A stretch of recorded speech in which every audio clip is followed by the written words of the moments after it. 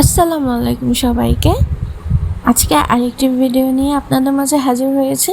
আজকে আমি নিয়ে এসেছি আমাদের মোস্ট হাইপড ঢোল থিম কেকের ডেকোরেশন ভিডিও।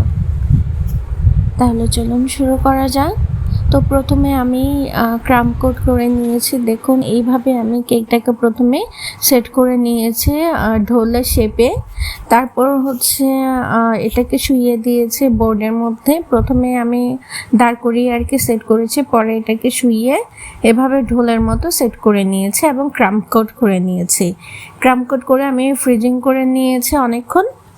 তারপরে এর উপরে আমি ফন্ডেন্টের কাজ যেগুলো আমার ছিল, কেকটা হচ্ছে ফুল ফন্ডেন্ট কেক, তো আমি ফন্ডেন্ট দিয়ে এটাকে কভার করে নিচ্ছি। প্রথম পার্টটা মেজারমেন্ট করতে আমার ছোট হয়ে গেছিলো। এই ঢোল থিম কেকটা আমি প্রথমবার বানাচ্ছি, তাই মেজারমেন্টটা আমার একটু বেগ পেতে হয়েছে। তো পরে প্রথম পার্টটা এতটুকু হয়ে গেছিলো।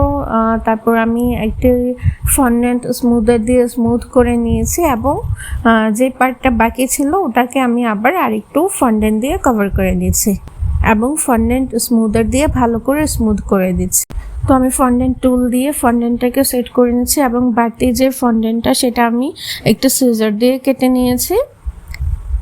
তারপর আমি অন্য পাশের আরেকটা পার্টে ফন্ডেন্ট দিয়ে কভার করে নিচ্ছি। ঢোলটা আমি প্রথমে দুই সাইডে হলুদ যে পার্টগুলো সেগুলো বসিয়ে দিয়েছি, ফন্ডেন্ট দিয়ে কভার করে নিয়েছি। তারপর আমি ফন্ডেন্ট টুলস দিয়ে এটাকে সেট করে নিচ্ছি এবং বাড়তি অংশটা কেটে নিচ্ছি একটি পিৎজা কাটার এবং শার্প নাইফ দিয়ে। তারপর হাত এবং স্মুদারের সাহায্যে আমি ফন্ডেন্টটাকে কেকের মধ্যে সেট করে নিচ্ছি।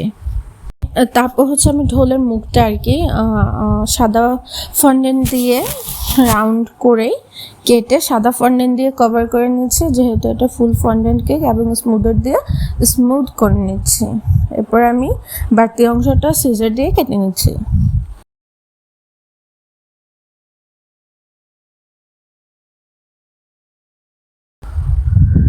তো যে পার্টগুলো আর কি ফন্ডেন্টের সাথে কানেক্ট করা লাগে, মানে ফন্ডেন্ট এবং ফন্ডেন্টের জোড়া দেওয়া লাগে, সেটাকে পানি ব্রাশ করে ফন্ডেন্টের সাথে ফন্ডেন্ট জোড়া লাগিয়ে দিচ্ছি।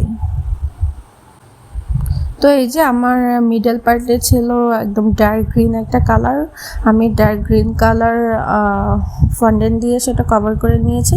তো আমার ফুল কেকটা কভার করা হয়ে গেছে এবং পার্লের যে কাজ ছিল আমি পার্লগুলো অফ ক্যামেরায় বসিয়ে নিয়েছি। এখন হচ্ছে মূল কারুকাজের পালা। তো আমি এই যে কারুকাজগুলো করে নিয়েছি। প্রথমে একটা রাউন্ড একটা কারুকাজ দিয়ে তারপর পার্লের কাজ ছিল, পার্ল বসিয়ে দিয়েছি। তারপর আমার যে কারুকাজের ডিজাইনগুলো সেগুলো আমি একটু মেপে দেখছিলাম যে কতটুকু গ্যাপ রাখা উচিত। তারপর এগুলোকে গোল্ডেন ডাস্ট দিয়ে গোল্ড কালার করে কেকের মধ্যে সেট করে নিচ্ছি।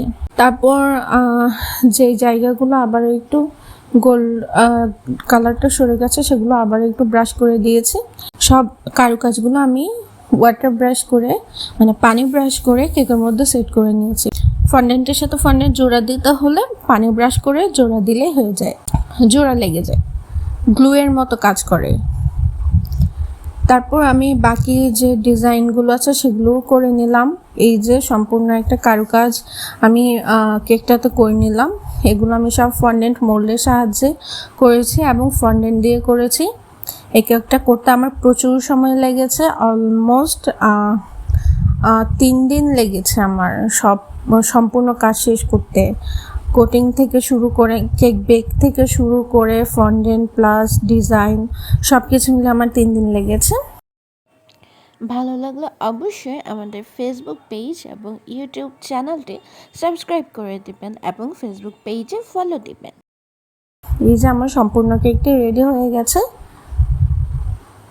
দেখতে এত সুন্দর লাগছিল, আমার তো ডেলিভারি দিতে ইচ্ছে করছিল না। যারা নিয়েছে তাদেরও খুব পছন্দ হয়েছে।